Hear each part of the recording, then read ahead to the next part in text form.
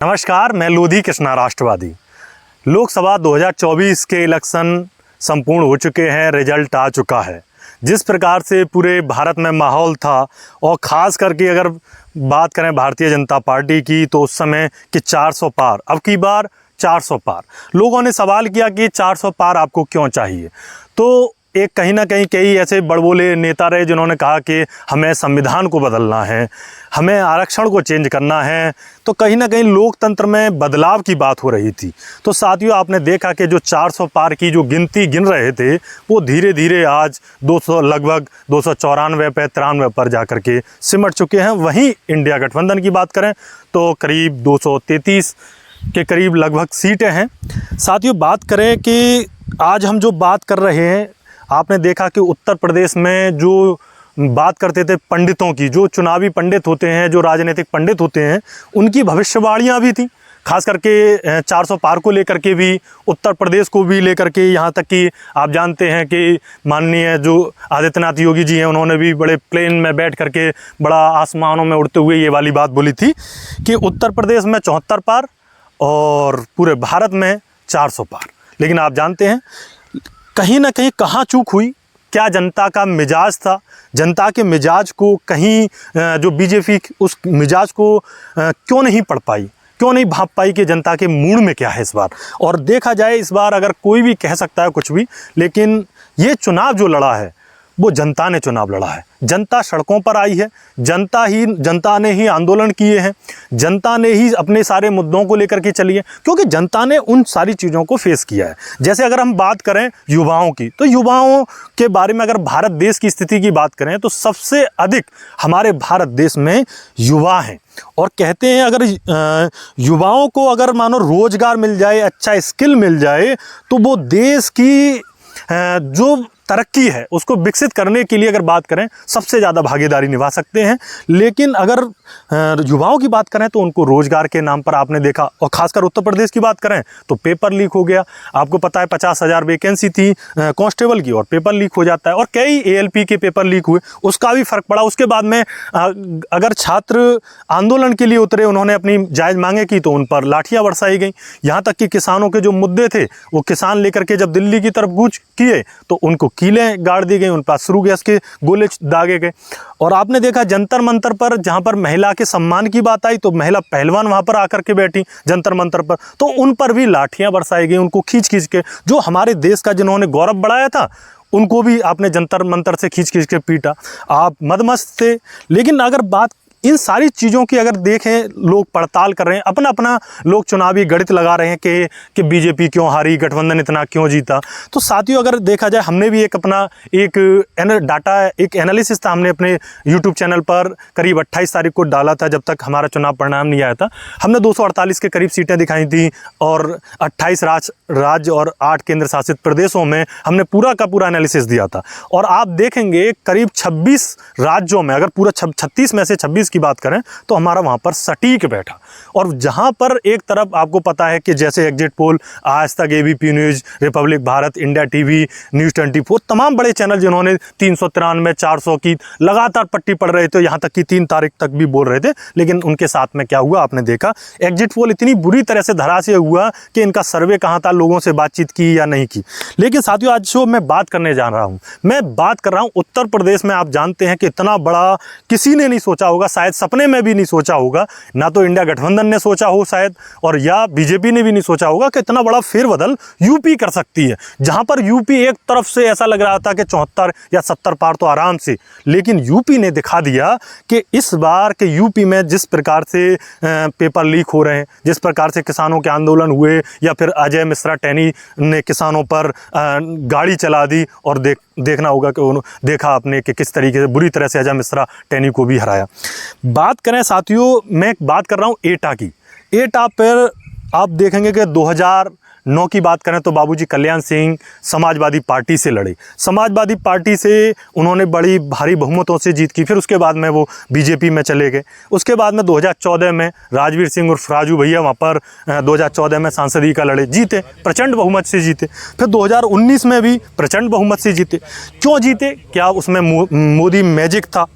क्या उसमें राजवीर सिंह उर्फ राजू भैया का भी अपना कुछ हाथ था या कुछ विकास किया, लेकिन 2024 का जो आंकड़ा था वो पूरी तरह से गड़बड़ा क्यों गया?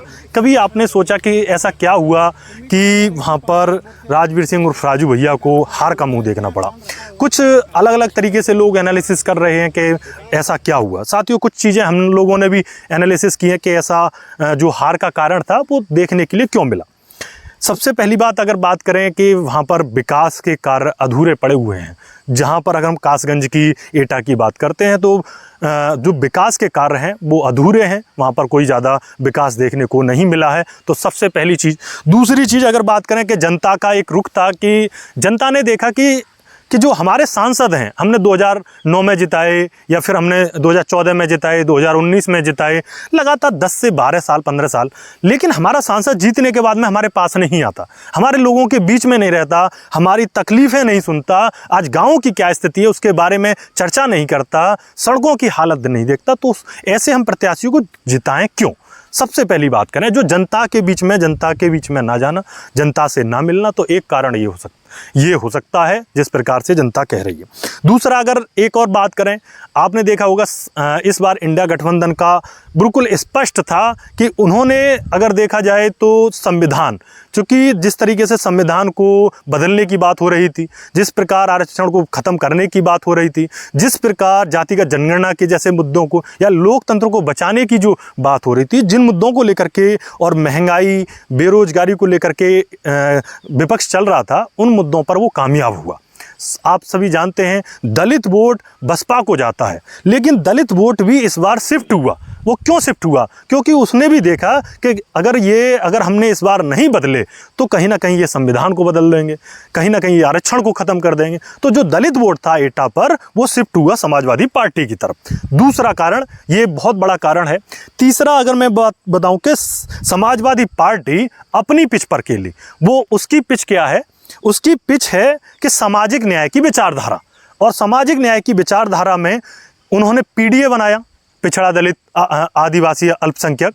तो उन्होंने पीडीए बनाया और पीडीए बना करके अपनी एक पिच तैयार की और उसी पिच पर वो लगातार खेले और उन्होंने बोला पिछड़ा दलित आदिवासी की लगातार आवाज़ उठाई और सामाजिक न्याय की विचारधारा पर चले, जातिगत जनगणना जैसे मुद्दों को लेकर के चले, संविधान को बचाने के मुद्दों को लेकर के चले। तो कहीं ना कहीं अगर समाजवादी पार्टी में जहाँ 37 सीटें, कि शायद ही ऐसा हुआ हो कि 37 सीटें आई हों, सुनने में आता है कि शायद मुलायम सिंह यादव के ज़माने में 38 सीटें आई थी, लेकिन इतना बड़ा बदलाव शायद कभी समाजवादी पार्टी ने इतना सोचा नहीं होगा कि इतना बड़ा बदलाव आ सकता है।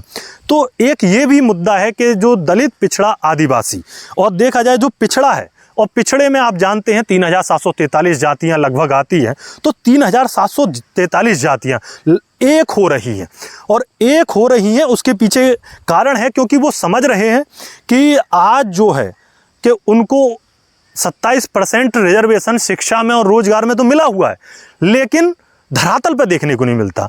आप जितनी भी वैकेंसियां देख रहे हैं, जितनी भी उत्तर प्रदेश में निकली हों, चाहे बीडीओ की निकली हों, चाहे कांस्टेबल की निकली हों, चाहे एएलपी की निकली हों, कोई सी भी वैकेंसी निकली हो, उसमें 27% जो आरक्षण होता है, जैसे बात करें 100 में 27 की जगह पर करीब 5, 6, 7% देखने को मिला है। तो कहीं ना कहीं वो जो 27% आरक्षण से भी लगभग लगातार खिलवाड़ किया जा रहा था।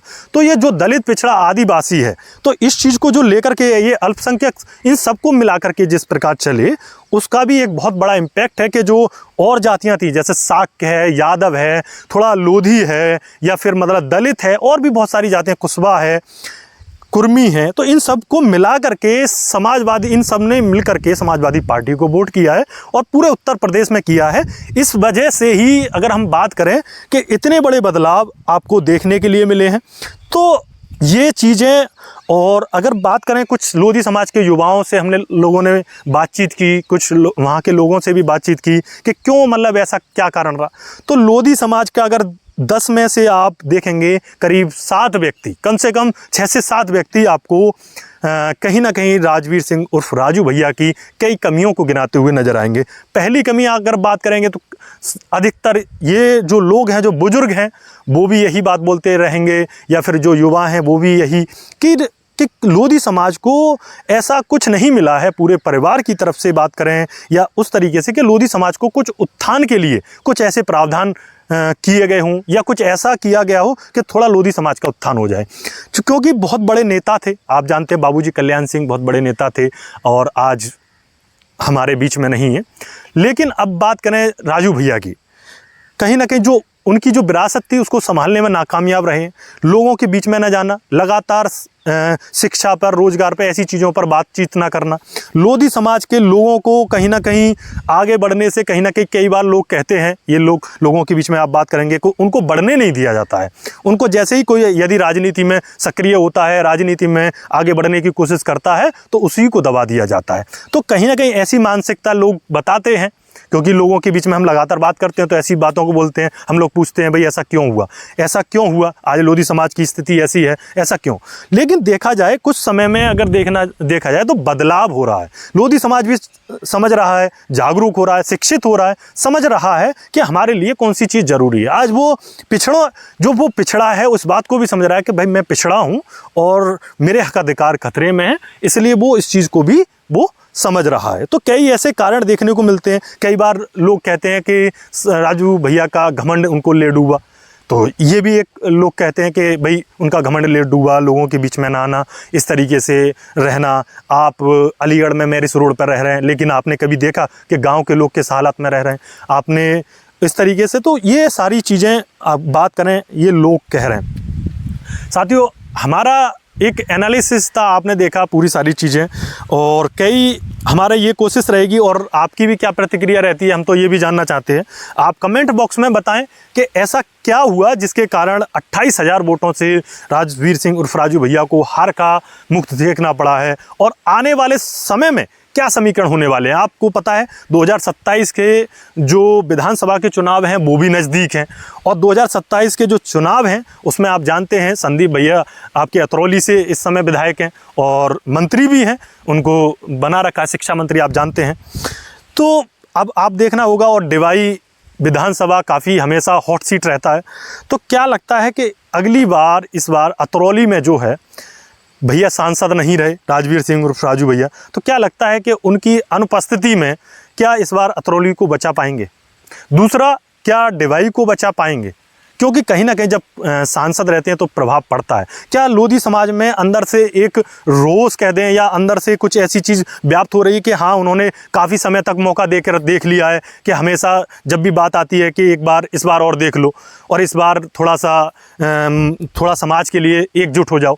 लेकिन समाज एकजुट हो जाता है, आपको बचा लेता है, लेकिन जब आप जीत जाते हैं तो क्या समाज के बीच में आते हैं या चंद लोग जो आप जानते हैं, चाहे डिवाई में हो चाहे अतरौली में, चंद लोग हैं, उन्हीं के पास आते हैं, उन्हीं के पास बैठते हैं। कभी लोगों के बीच में आप दिखाई नहीं देते, कभी आम लोगों के पास में नहीं बैठते, बस चंद लोग हैं, और वही चंद लोग आपकी गाड़ियों के आगे और गाड़ियों के पीछे वही दिखाई देते हैं। उन्हीं के बीच में बैठना, और वही चंद लोग कहीं ना कहीं अगर बात करें तो वही फैले हुए हैं अतरौली में, कुछ लोग फैले हुए हैं इधर डिवाई विधानसभा में, तो उन्हीं के हाथों में ये चीज़ सौंप रखी है। तो ऐसा नहीं है, जनता जागरूक है और ये चीज़ों को समझती है। ये हमारा अपना खुद का एनालिसिस था। आज हम सोच रहे थे शायद कि इस चीज़ पर अपनी टिप्पणी दें थोड़ा सा हम।